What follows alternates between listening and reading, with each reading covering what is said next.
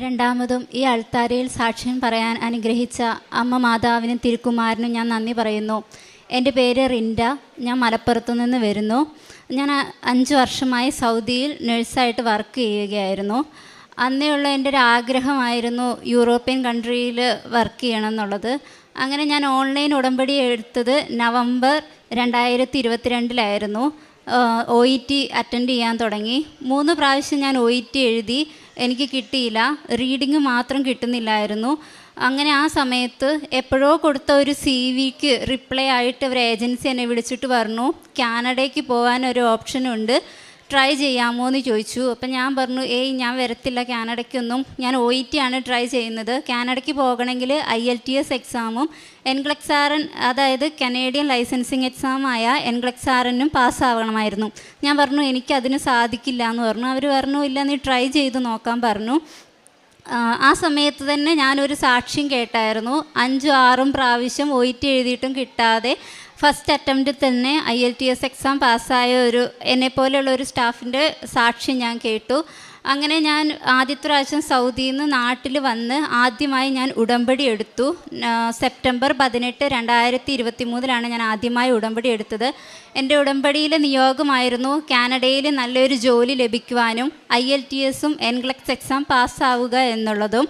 അങ്ങനെ ഞാൻ 2ാമത്തെ പ്രാവശ്യം സൗദിയിൽ പോയപ്പോൾ അവിടുന്ന് IELTS എക്സാം എഴുതി. ഉടമ്പടി കാശ് രൂപ ഉപയോഗിച്ചും മാതാവിനെ വിളിച്ചും ഓരോ മൊഡ്യൂളും കാശ് രൂപ യൂസ് ചെയ്ത് എൻ്റെ മൊഡ്യൂൾ പേപ്പറിൽ കുരിശ് വരച്ച് ഞാൻ എക്സാം അറ്റൻഡ് ചെയ്തു. സ്പീക്കിങ്ങിൻ്റെ സമയത്ത് ഉടമ്പടി തൈലം നാക്കിൽ കുരിശ് വരച്ച് പ്രാർത്ഥിച്ച് സ്പീക്കിംഗ് അറ്റൻഡ് ചെയ്യുകയും അതുപോലെ ഉപ്പിട്ട് ആ സെൻറ്ററിൽ ഇനി എനിക്ക് ഇവിടെ വരാൻ ഒരവസരം ലഭിക്കല്ലേ, എനിക്ക് ഈ IELTS എക്സാം പാസ്സാക്കി കിട്ടണമേ എന്ന് പ്രാർത്ഥിച്ച് എക്സാം അറ്റൻഡ് ചെയ്തു.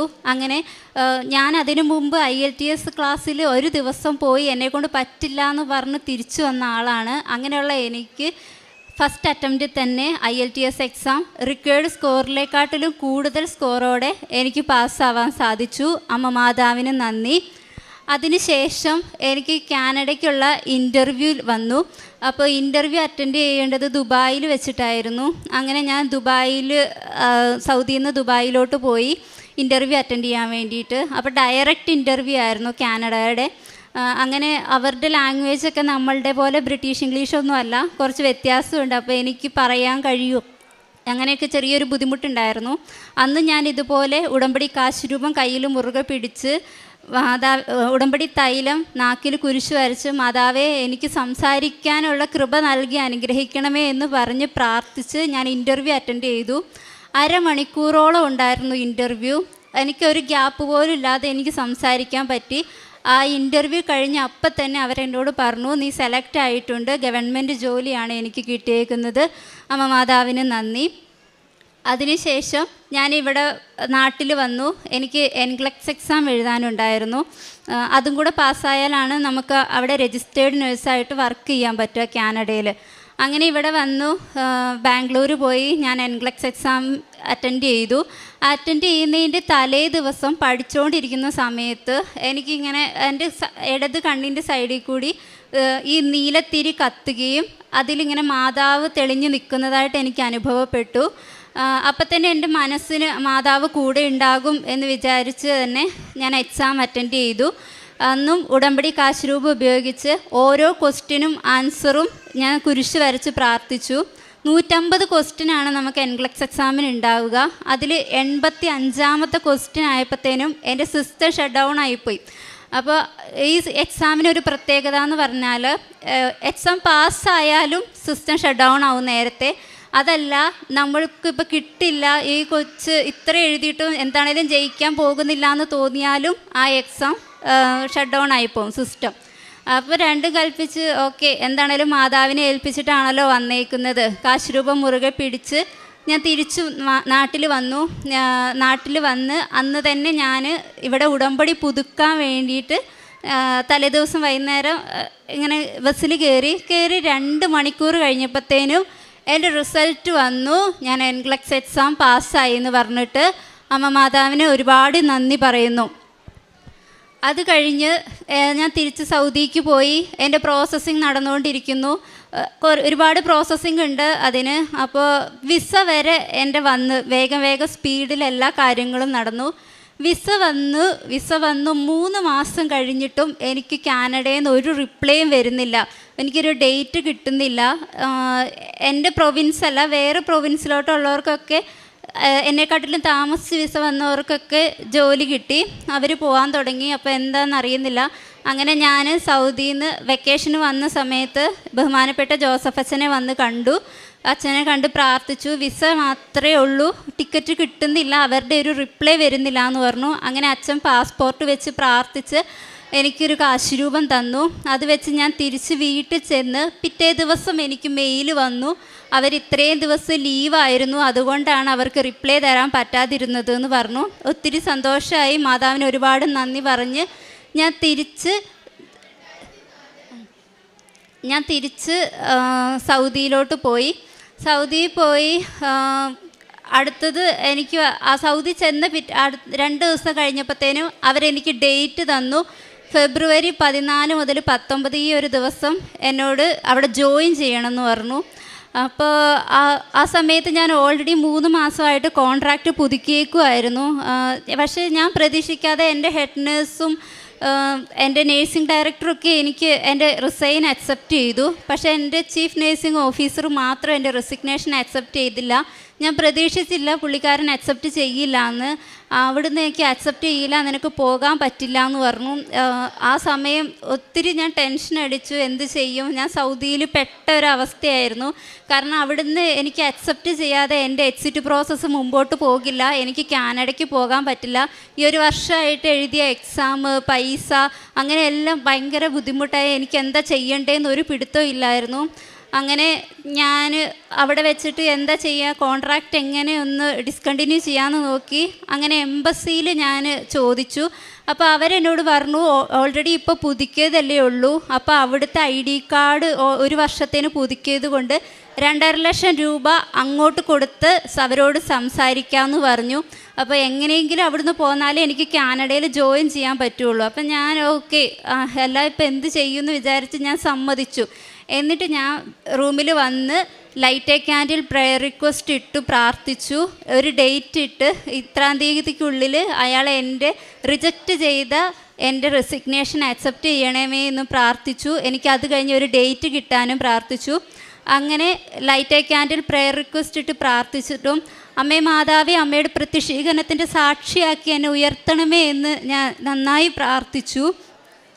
അങ്ങനെ റിജക്റ്റ് ചെയ്ത എൻ്റെ റെസിഗ്നേഷൻ അയാൾ എനിക്ക് ഒരാഴ്ചക്കുള്ളിൽ അത് അക്സെപ്റ്റ് ചെയ്തു. എല്ലാവരും എന്നോട് ചോദിച്ചു, അതെങ്ങനെ റിജക്റ്റ് ചെയ്തിട്ടും അത്രയും CNO ആയിട്ടിരിക്കുന്ന ആളൊക്കെ എങ്ങനെ അത് അക്സെപ്റ്റ് ചെയ്തതെന്ന്. ഞാൻ പറഞ്ഞു, മാതാവിൻ്റെ അനുഗ്രഹമാണ്, അതുകൊണ്ട് മാത്രം അയാൾ എനിക്ക് അത് അക്സെപ്റ്റ് ചെയ്തതെന്ന് പറഞ്ഞു.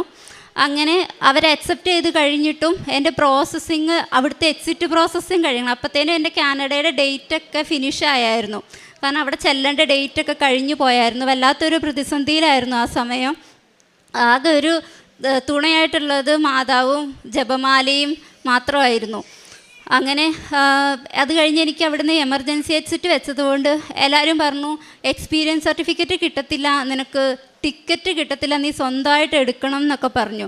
അപ്പോൾ എനിക്ക് ഭയങ്കര സങ്കടമായി. പക്ഷേ ഇതെല്ലാം ഞാൻ ലൈറ്റ് എ ക്യാൻഡിൽ പ്രെയർ റിക്വസ്റ്റിലിട്ട് പ്രാർത്ഥിച്ചിരുന്നു. എൻ്റെ ഇവിടുന്ന് പോകുന്നതിന് മുമ്പ് എനിക്ക് എൻ്റെ എക്സ്പീരിയൻസ് സർട്ടിഫിക്കറ്റും ടിക്കറ്റും അവിടുന്ന് കിട്ടാൻ വേണ്ടിയിട്ടും എല്ലാം കൂടി ചേർത്തായിരുന്നു ഞാൻ ഡേറ്റ് ഇട്ട് പ്രാർത്ഥിച്ചത്. അതിൻ്റെ ഭാഗമായിട്ട് അതുപോലെ തന്നെ ഞാൻ ഡെയിലി ബ്രെഡ് കൂടുമായിരുന്നു അച്ഛൻ്റെ. ഡെയിലി ബ്രെഡ് കൂടുന്ന സമയത്ത് അച്ഛനിങ്ങനെ നമുക്ക് പ്രാർത്ഥിക്കുന്ന സമയത്ത് അച്ഛൻ പറഞ്ഞു, എക്സ്പീരിയൻസ് സർട്ടിഫിക്കറ്റിന് വേണ്ടി വെയിറ്റ് ചെയ്യുന്ന മക്കളുണ്ട്, അപ്പോൾ അതിനു വേണ്ടി പ്രതീക്ഷിച്ചിരിക്കുന്നവരുടെ എക്സ്പീരിയൻസ് സർട്ടിഫിക്കറ്റ് കിട്ടും എന്നുള്ള രീതിയിൽ അച്ഛൻ പ്രാർത്ഥിച്ചു. ആ സെയിം ഡേറ്റിൽ തന്നെ എനിക്ക് എൻ്റെ എക്സ്പീരിയൻസ് സർട്ടിഫിക്കറ്റ് അവിടുന്ന് കിട്ടി. അതുപോലെ തന്നെ ടിക്കറ്റ് എനിക്ക് 3 പ്രാവശ്യം അവിടുന്ന് റിജക്റ്റായി. അപ്പം ഞാൻ വിചാരിച്ചു, ഇവരൊക്കെ പറഞ്ഞു ഇനി ടിക്കറ്റ് കിട്ടില്ല, നിന്നെ കിട്ടില്ലേ, അവർ തന്നില്ലെങ്കിൽ നമ്മളുടെ സ്വന്തം കയ്യിൽ നിന്ന് പൈസ എടുത്ത് പോകണം. അപ്പോൾ ഞാൻ 3 പ്രാവശ്യം റിജക്റ്റ് ചെയ്തു. 3ാമത്തെ പ്രാവശ്യവും എനിക്ക് റിജക്റ്റഡ് മെസ്സേജ് വന്നു. പക്ഷേ 3ാമത്തെ പ്രാവശ്യം അതിൻ്റെ റീസൺ എന്താണെന്ന് തുറന്നു നോക്കാൻ എനിക്ക് പറ്റുന്നില്ലായിരുന്നു. അന്നേരം ഞാൻ എൻ്റെ ഫ്രണ്ടിൻ്റെ റൂമിലായിരുന്നു. ഞാൻ പറഞ്ഞു, എടി പിന്നെ റിജക്റ്റായി, എന്താണെന്നറിയില്ല, തുറക്കാനും പറ്റുന്നില്ല, എന്താ റീസൺ എന്ന് കാണിക്കുന്നില്ല എന്ന് പറഞ്ഞു. അങ്ങനെ ഞാൻ അവളുടെ അടുത്തുനിന്ന് എൻ്റെ റൂമിൽ വന്ന് പ്രാർത്ഥിച്ച് ഞാൻ ആ റിജക്റ്റഡ് റീസൺ ഓപ്പൺ ചെയ്തപ്പോൾ അത് ഓപ്പണായി. പക്ഷേ നോർമൽ മെസ്സേജിൽ റിജക്റ്റഡ് വന്ന സാധനം അത് റീസൺ എന്താണെന്ന് തുറന്ന് നോക്കിയപ്പോൾ അതിൻ്റെ അകത്ത് എൻ്റെ ടിക്കറ്റ് പ്രോസസ്സിങ് സ്റ്റാർട്ട് ചെയ്തു എന്ന് പറഞ്ഞു വന്നു.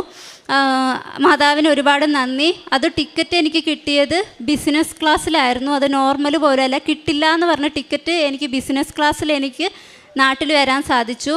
അതുപോലെ 2.5 ലക്ഷം രൂപ അവർക്ക് കൊടുക്കണമെന്ന് പറഞ്ഞ സ്ഥാനത്ത് എനിക്ക് ഒരു പൈസ പോലും അങ്ങോട്ട് കൊടുക്കേണ്ടി വന്നില്ല. അതുപോലെ തന്നെ 10 ദിവസമാണ് ഞാൻ മാർച്ചിൽ അവിടെ വർക്ക് ചെയ്തത്. അങ്ങനെയുള്ള എനിക്ക് അങ്ങോട്ട് 2.5 ലക്ഷം കൊടുക്കണമെന്ന് പറഞ്ഞ സ്ഥലത്ത് ഒരു മാസത്തെ സാലറി എനിക്ക് മുഴുവനായി കിട്ടിയിട്ടാണ് ഞാൻ നാട്ടിലോട്ട് തിരിച്ചു വന്നത്. മാതാവിന് നന്ദി പറയുന്നു. അതുപോലെ 2 പ്രാവശ്യം എനിക്ക് കാനഡയ്ക്ക് അവിടുന്ന് തന്നെ ഡേറ്റ് വന്നായിരുന്നു. പക്ഷേ ആ ഡേറ്റ് രണ്ടും അവിടെ ഡിലേ ആയതുകൊണ്ട് എനിക്ക് പോകാൻ പറ്റിയില്ല. അപ്പം ഞാൻ മാതാവിനോട് light I candle prayer request ഇട്ട് പ്രാർത്ഥിച്ചിരുന്നു. ഞാൻ ഇവിടുന്ന് നാട്ടിലെത്തുന്നതിന് മുമ്പേ എനിക്കൊരു ഡേറ്റ് തരണം എന്ന് പറഞ്ഞു പ്രാർത്ഥിച്ചായിരുന്നു. അങ്ങനെ ഉടമ്പടി കാശ് രൂപം പിടിച്ചും ജപമാല ചൊല്ലിയും രാവിലെയും വൈകുന്നേരവും ഒക്കെ ജപമാല ചൊല്ലുമായിരുന്നു. അന്നേരപ്പോഴാണ് എനിക്ക് ഈ ജപമാലയ്ക്കൊക്കെ ഇത്ര ശക്തി ഉണ്ടെന്നും ഓരോ പ്രാർത്ഥന നമ്മൾ മനസ്സിലാക്കി ചൊല്ലുമ്പോൾ ഇതിനൊക്കെ ഇത്രയ്ക്ക് ശക്തി ഉണ്ടെന്ന് ആ സമയത്താണ് ശരിക്കും എനിക്ക് മനസ്സിലായത്. അതുവരെ വെറുതെ പ്രാർത്ഥിച്ചുകൊണ്ടിരുന്ന ഒരാളായിരുന്നു ഞാൻ. വിശ്വസിച്ച് പ്രാർത്ഥിച്ചു കഴിഞ്ഞാൽ നമുക്ക് കിട്ടും, അത് ഉറപ്പുള്ള കാര്യമാണ്. അങ്ങനെ ഇവിടെ വന്നു, നാട്ടിൽ വന്ന് എനിക്ക് മെയ് 9 മുതൽ 12-ാം തീയതി വരെ ഡേറ്റ് വന്നു. ഇതിലേതെങ്കിലും ഒരു ദിവസം വരാമെന്ന് പറഞ്ഞിട്ട് അവരെന്നോട് പറഞ്ഞു. ഇതിൻ്റെ ഇടയ്ക്ക് ഞാൻ ഭയങ്കര പ്രതിസന്ധിയിലിരുന്നപ്പോൾ ഞാൻ ഒരുപാട് കരഞ്ഞ് പ്രാർത്ഥിച്ചായിരുന്നു. ആ കരഞ്ഞ് പ്രാർത്ഥിച്ച സമയത്ത് ഞാൻ ബൈബിളെടുത്ത് ഈശോയോട് പറഞ്ഞു എനിക്കൊരു വചനം തരണം എന്ന് പറഞ്ഞായിരുന്നു. അങ്ങനെ എനിക്ക് കിട്ടിയ വചനമായിരുന്നു എസെക്കിയേൽ പ്രവാചകൻ്റെ പുസ്തകം 12-ാം അധ്യായം 28-ാം വാക്യം. ദൈവമായ കർത്താവ് അരുളി ചെയ്യുന്നു, ഞാൻ നിന്നോട് പറഞ്ഞ കാര്യങ്ങൾക്ക് ഇനി ഒട്ടും കാലവിളംബം സംഭവിക്കുകയില്ല, അവ നിറവേറ്റുക തന്നെ ചെയ്യുമെന്നായിരുന്നു. അപ്പോൾ എൻ്റെ മനസ്സിനൊരു ശക്തി ഉണ്ടായിരുന്നു. ഇത് ഇച്ചിരി പ്രതിസന്ധി വന്നാലും കുഴപ്പമില്ലാതെ എന്നെ പരീക്ഷിക്കുന്നതായിരിക്കും ദൈവത്തെ. അവിടെയുള്ള എല്ലാവരും പറയും നിനക്ക് എപ്പോഴും ഓരോ പ്രശ്നമാണല്ലോ എന്ന്. പക്ഷെ അതൊക്കെ ദൈവത്തോട് ഏറ്റവും കൂടുതൽ അടുത്തിരിക്കുന്നവർക്കായിരിക്കും ആ പ്രശ്നങ്ങൾ ഉണ്ടാവുക. അതിന് ശേഷം നല്ലൊരു അനുഗ്രഹമായിരിക്കും മാതാവ് നമുക്ക് തരുന്നത്. അങ്ങനെ ആ വചനത്തിൽ ഞാൻ വിശ്വസിച്ചു. അതുപോലെ തന്നെ ഉടമ്പടി ധ്യാനം കൂടിക്കൊണ്ടിരുന്ന സമയത്ത് ഞാൻ ഓൾറെഡി എംബസിയിലൊക്കെ പറഞ്ഞിട്ടുണ്ടായിരുന്നു എനിക്കിങ്ങനെ സൗദിയിൽ നിന്ന് പോകാൻ പറ്റുന്നില്ല എന്ന്. അപ്പോഴാണ് ഉടമ്പടി ധ്യാനത്തിൽ അച്ഛൻ പറഞ്ഞ വചനം, സൈന്യബലത്താലോ കരബലത്താലോ അല്ല, സ്വന്തം ആത്മാവിനാലാണ് ഈശോ നമ്മെ നയിച്ചത് രക്ഷിച്ചത് എന്ന്. അപ്പോൾ എനിക്ക് തോന്നി ഇവരോടൊന്നും പറഞ്ഞിട്ട് ഒരു കാര്യം നടക്കുന്നില്ലായിരുന്നു. അങ്ങനെ ഞാൻ മാതാവിനെ കൂട്ടുവിളിച്ച് ഞാൻ അയാളെ പോയി പിന്നെയും കണ്ടിട്ടാണ് എൻ്റെ റെസിഗ്നേഷൻ പുള്ളി അക്സെപ്റ്റ് ചെയ്തത്. മാതാവിന് നന്ദി പറയുന്നു.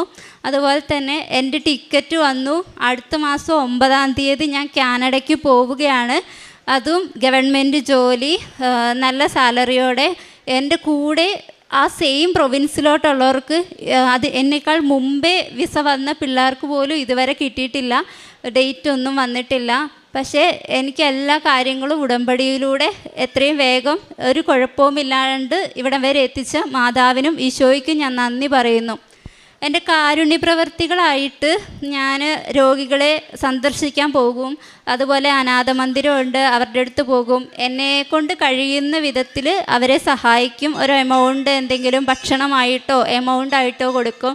രോഗികൾക്ക് അതുപോലെ തന്നെ എന്നെക്കൊണ്ട് കഴിയുന്ന വിധം ഞാൻ ഒരു എമൗണ്ട് കൊടുക്കും എല്ലാ മാസവും.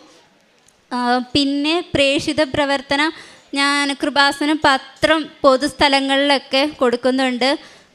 ആത്മീയമായിട്ട് ഞാൻ നന്നായി മനസ്സിലാക്കി വിശ്വസിച്ച് പ്രാർത്ഥിക്കാൻ വേണ്ടി തുടങ്ങി.